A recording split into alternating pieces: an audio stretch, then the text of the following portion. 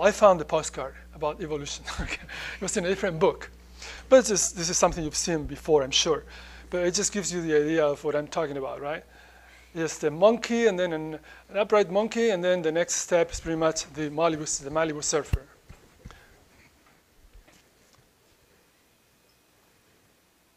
Well, things are not that simple. And there is a problem with simplifying things to this extent.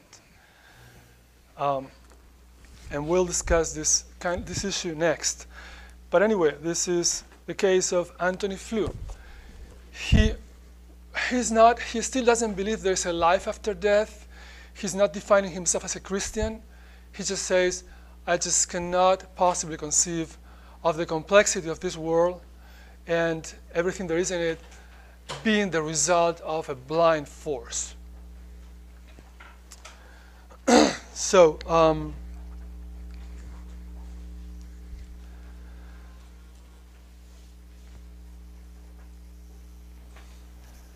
okay, so we have here then these three issues to do with materialism and religion as showing some kind of an incompatible view of the world.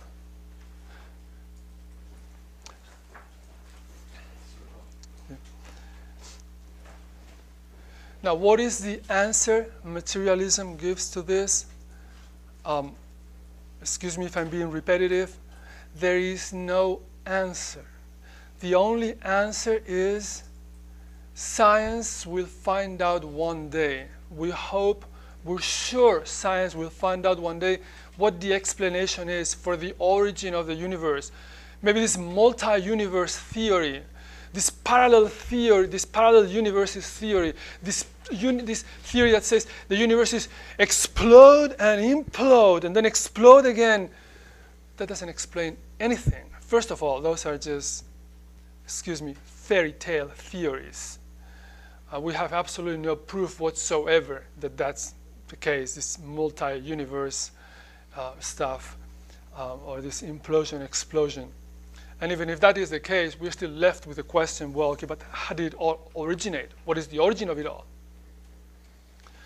So, the cosmological argument, a problem for origins, for the laws of the universe, the laws of physics, and a problem for understanding how nature has come to be the way it is in a completely blind process, just guided by environmental pressures and genetic mutations.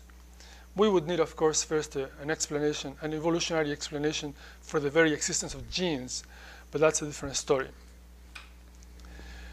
Let me tell you about the answer that Bertrand Russell gives to this problem, to the first part of a cosmological argument, to the question of origins. Bertrand Russell, maybe we can have this on the camera. Bertrand Russell is the author of, was a well-known philosopher, liberal philosopher in the mid-19th century. A good philosopher on some counts, but a not so good philosopher on other counts. And he wrote on religion. He was a pretty anti-religious person. He was not too sympathetic to religion.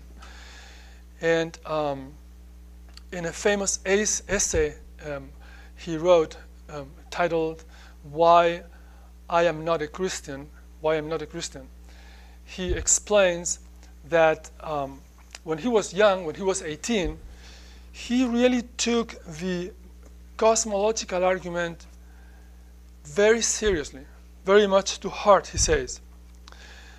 But then one day he read in the autobiography of John Stuart Mill, a philosopher of the British Enlightenment, late Enlightenment, 19th century, he read that John Stuart Mill once asked his father about this question. His father said to him, look, if God created the universe, then you need to explain who created God. And you're going to have to come up with a bigger God. And then, of course, you need an explanation for that bigger God. Who created that God? And so you end up with a chain of gods. And that makes no sense. You might as well stay just with the universe. That's what's usually called Occam's razor, which is They need to simplify explanations to avoid unnecessary explanations. But this is a wrong application of Occam's razor, as you will see. Now, if you were given that answer, and after that, Bertrand Russell says, when I read that, I forgot about the cosmological argument, and I haven't bothered with it anymore. And he's writing this when he was, whatever, 60, 70. And so he basically closed the question when he was 18 with this answer on the part of John Stuart Mill. Well, if you were given that answer, what would you say to that? Well, I'll tell you what to say. It's a simple, I think it's a pretty straightforward counter-argument that we have here. This notion of having an age and therefore having a beginning and therefore not having been there before the beginning, these are rules that apply to nature, to natural things. These are laws of nature. But when we use the word God, we are talking about something that we call supernatural, something which is above nature. Therefore, the rules of nature would not apply to something that is above nature. We don't ask how much does God weigh, how tall is he, what color is his hair. And by the same token, we don't ask how old is he. Those are matters that apply to natural things. When we talk about God, we're talking about something else beyond nature.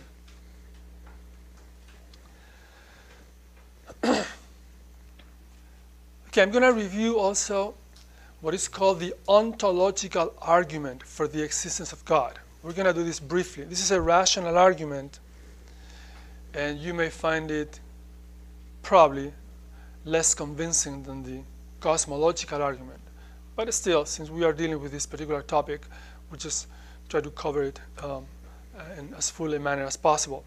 The cosmological argument is due to St. Anselm, and here we're going back to the Middle Ages, and I'm going to read it to you, and then I'm going to simplify it for you. Okay, we're not going to spend much time on this, but still, I'd like you to know it.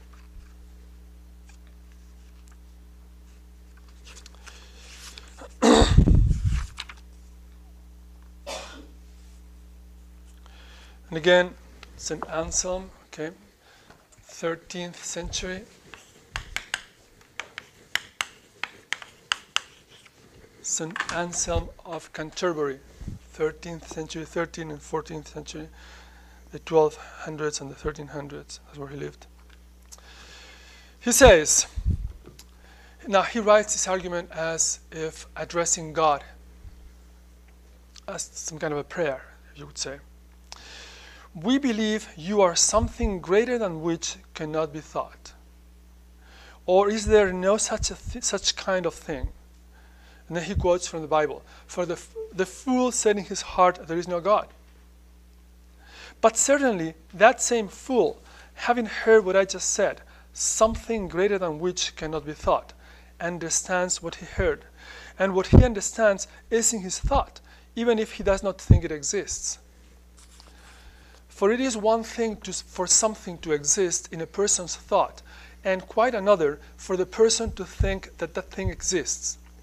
For when a painter thinks ahead to what he will paint, he has that picture in his thought, but he does not yet think it exists, because he has not done it yet. Once he has painted it, he has it in his thought, and thinks it exists because he has done it. Thus, even the fool is compelled to grant that something greater than which cannot be thought exists in thought, because he understands what he hears, and whatever is understood exists in thought. And certainly, that greater than which cannot be understood cannot exist only in thought, for if it exists only in thought, it could also be thought of as existing in reality as well, which is greater. If therefore that greater than which cannot be thought exists in thought alone, then that greater than which cannot be thought turns out to be that greater than which can be thought, which is obviously impossible. Did you follow this medieval philosophical language? Okay, I'm going to simplify it for you now.